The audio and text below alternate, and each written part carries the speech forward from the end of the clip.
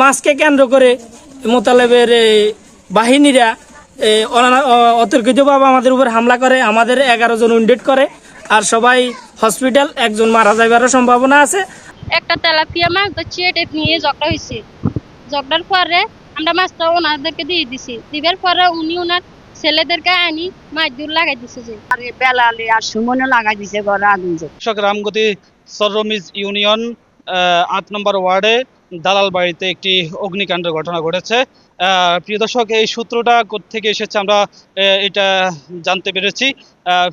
মূল সূত্রটা এসেছে মাছ ধরা থেকে শুরু করে অগ্নিকাণ্ড পর্যন্ত ঘটনাটা ঘটে গিয়েছে। লক্ষ্মীপুরের রামগতি উপজেলায় তেলাপিয়া মাছ ধরাকে কেন্দ্র করে একই পরিবারের দুই পক্ষের মধ্যে সংঘর্ষের ঘটনা ঘটেছে। এ ঘটনায় অন্তত 22 জন আহত হয়েছেন। শনিবার সকাল 11:30টার দিকে রামগতি উপজেলার চররমিজ ইউনিয়নের ৮ নম্বর ওয়ার্ডের কাদির বক্স দালাল বাড়িতে এ সংঘর্ষ হয়।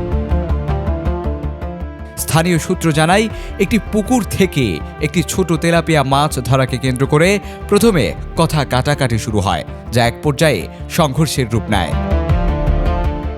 সংঘর্ষের উভয় পক্ষের নারী পুরুষ সহ অন্তত 22 জন আহত হন। আহতদের উদ্ধার করে উপজেলা স্বাস্থ্য কমপ্লেক্সে ভর্তি করা হয়েছে। সংঘর্ষের সময় শাহাবুদ্দিনের 2টি বসতঘর ও একটি গোয়াল ঘরে আগুন লাগে, এতে ক্ষয়ক্ষতি হয়।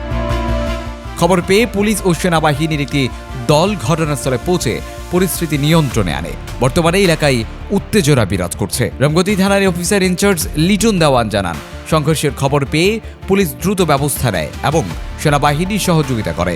এখনও কোনো পক্ষ মামলা দায়ের করেনি।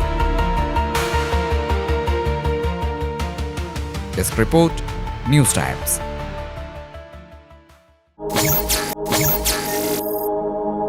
নিউজ টাইমস, সত্যের প্রত্যয়ে আমরা।